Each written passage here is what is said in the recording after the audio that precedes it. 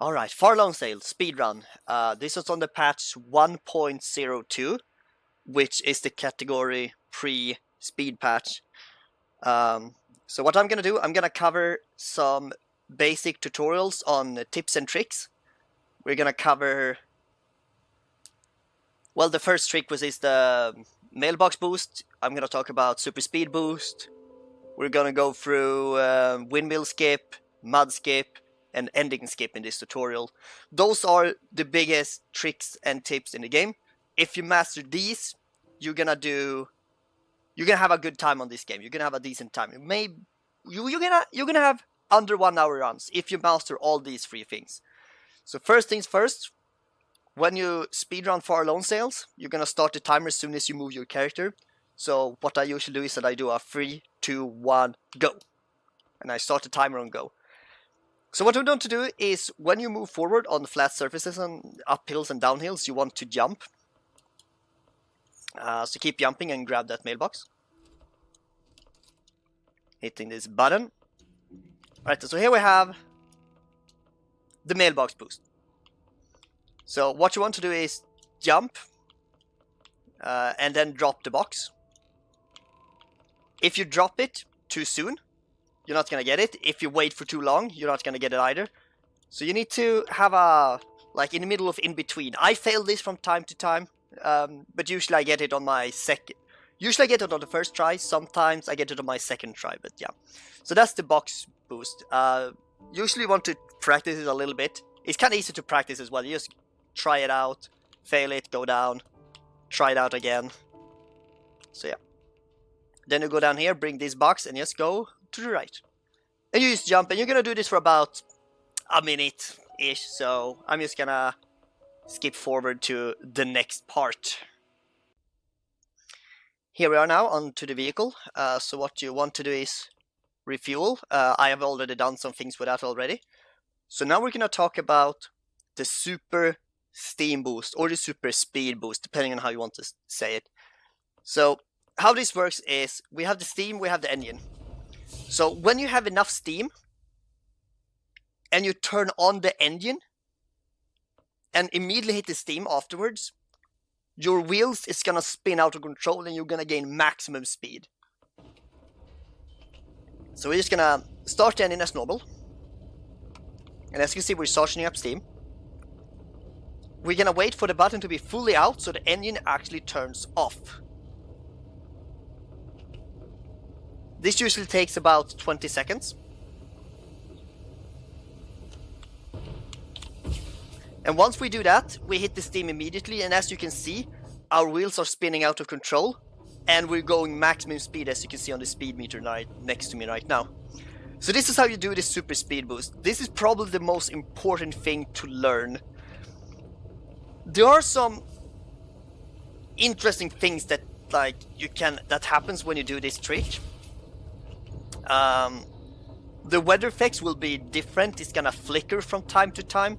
You can skip a lot of things with this. You have the mud skip and also you have the broken ending skip.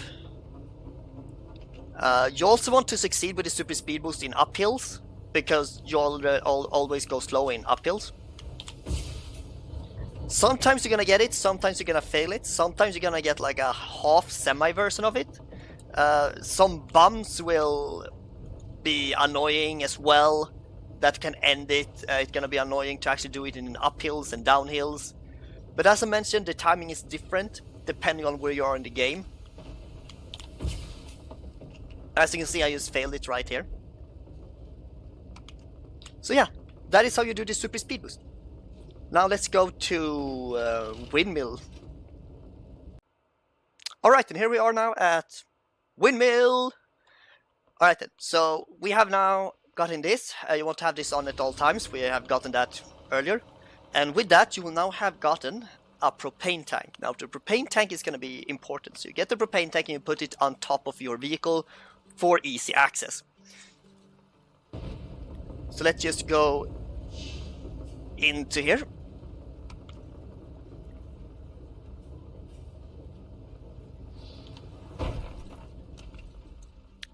So now we're gonna show you how to skip this entire section, because what's gonna happen now is we're gonna go up there, hit a button, and our vehicle will actually go forward and leave us, and we need to run after it. That takes time, so we're gonna try to make sure that that doesn't happen. And there is a way to do that.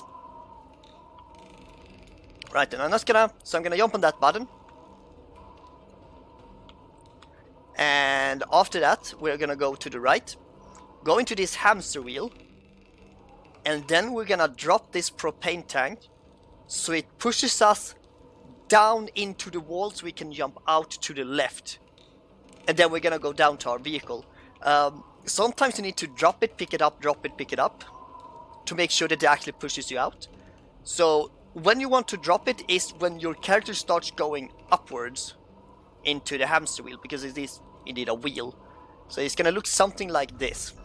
So you go right, and now you drop it. Keep doing it like that, and now you jump, and you're gonna jump out from here.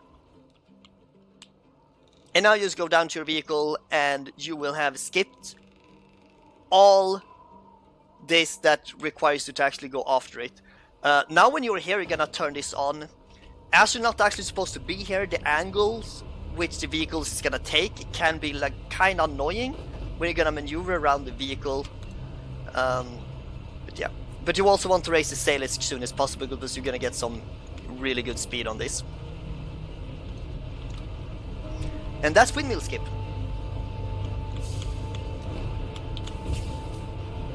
And a super speed boost. Right, now let's go to submarine and mudskip. Here we are now outside of the submarine. And at this point you also want to have the propane tank once again for a new trick you want to do.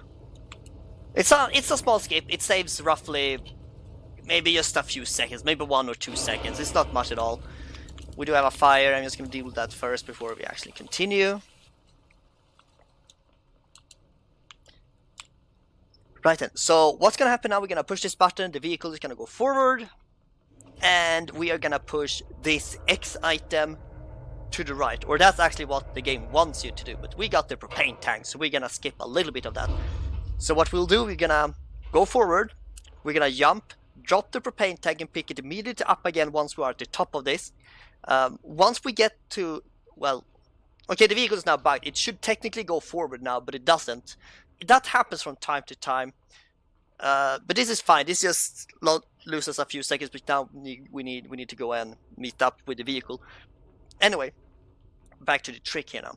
So I'm gonna jump, drop the propane tank and pick it up again immediately at the top of the jump. And once we get nearing the end of this, we're gonna go over the box and go to the end with the propane tank to trigger the event, which will bring down a hatch on the submarine that will roll towards us, and that means that we're gonna fall down later. So it will look something like this.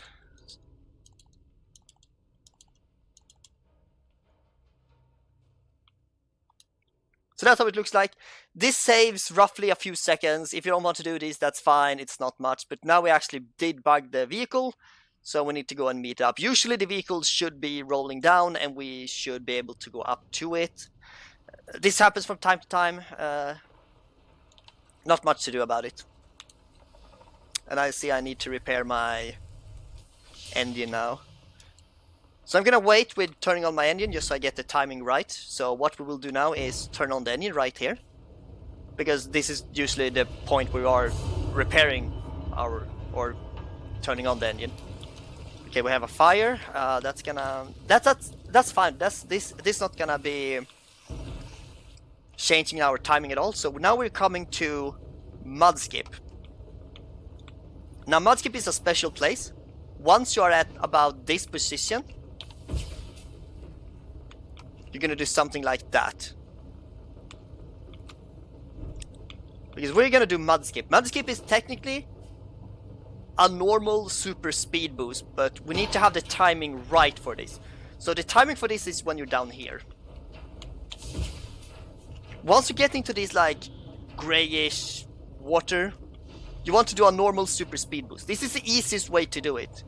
Now we just did mudskip, because we're skipping a place in the back there where we're supposed to get stuck in the mud. We need to use the winch in front of us and just drag us out of the mud. That takes about a minute.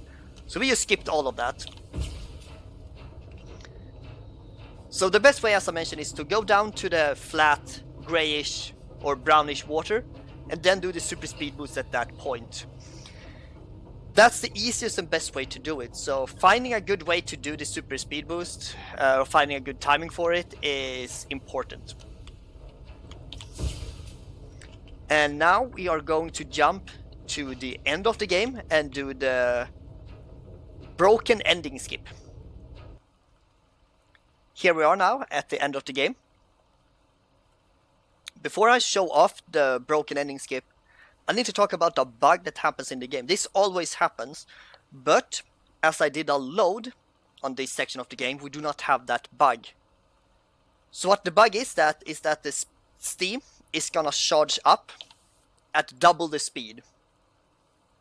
Which means that once the engine turns, the time it takes for the engine to turn off for you to do a super steam boost, as the steam charges up to double speed, it's gonna overcharge and everything will turn off on the engine because it overheated. So how to counter this is that once the steam is in the middle, you reset the steam. That way, once the engine turns off, you will have enough steam to do a super steam boost. So that's important to know. As I mentioned, I did load this section of the game, so I will not have that bug right now. So we're not gonna see that right now, but if you're playing this, or if you check my world record videos, you can see that is actually charging up way faster than it should. So with that, we are just gonna start then. So the first two super steam boosts, it's gonna be normal, and after the second one, I will try to do time down so I get the super, so I can time it so I have a super steam boost at the end, nearing the end as possible.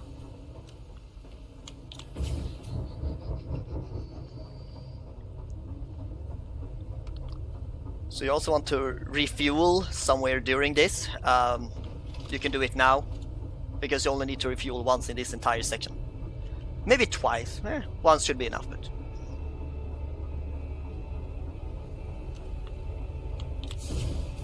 And now you can see the background is getting darker. So this is actually a good time to actually just hit the steam and push in the button again. What did I do now? Oh, yeah. So you see the rock in the background. That's a good point to actually push it. Once you see it, push in the button once. That should give you the best possible timing.